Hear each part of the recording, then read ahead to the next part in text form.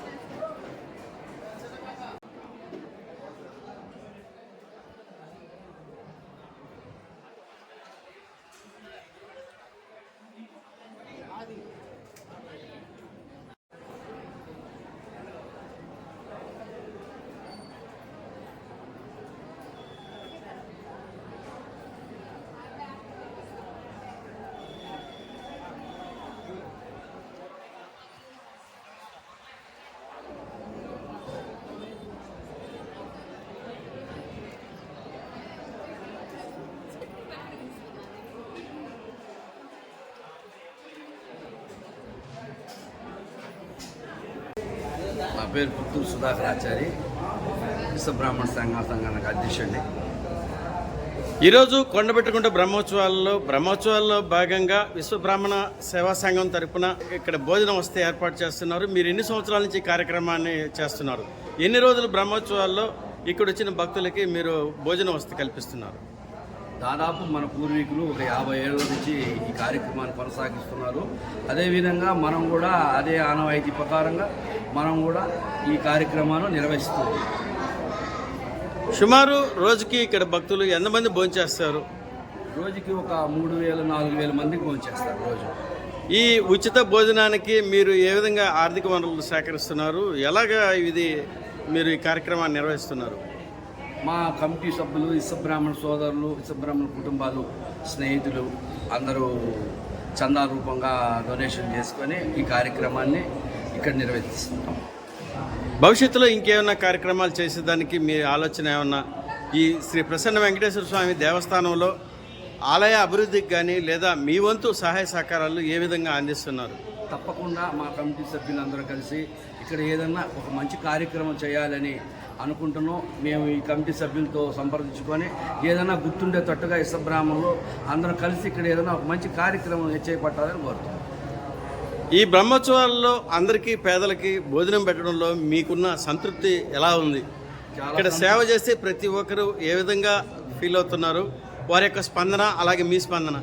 ఇది పేరుకి ఇసబ్రాహ్మణ అన్నదాన సత్రమే కానీ ఇక్కడ కుల మతాలకు అతీతంగా ప్రతి ఒక్కరికి పిలిచి కూర్చోబెట్టి భోజనాలు పెట్టడం జరుగుతుంది. సుమారు ఒకరోజు భోజనం ఖర్చు ఎంత అవుతుంది? ఈ విధంగా 4 రోజులు మీరు భోజనాలకు అయ్యే ఖర్చు సుమారు ఎంత అవుతుంది? అంటే ఒకరోజు ఖర్చు అనేది మనం ఇంతవరకు దాన్ని ఎస్టిమేషన్ వేయలేదు. దాదాపు ఒక 3,000-4,000 మందికి ప్రతిరోజు పొద్దున, సాయంకాలం, రాత్రి 3 పూట్ల భోజన వసతి ఏర్పరచుకుంటారు. ఎన్ని రోజులు ఏర్పాటు చేశారు ఇలా? 3 రోజులు ఏర్పాటు చేయడం జరుగుతుంది. మీ పేరు చెప్పండి అన్న. నా పేరు పుత్తూరు సుధాకరాచార్య, ఇసబ్రాహ్మణ సేవా సంఘం అధ్యక్షుడు. ఈ నూతన ఇసబ్రాహ్మణ అన్నధర్మ సత్రం ఈ నెల గిరిప్రదక్షిణ 9వ తారీఖు రోజు నూతనంగా ప్రారంభోత్సవం చేయడం జరిగింది.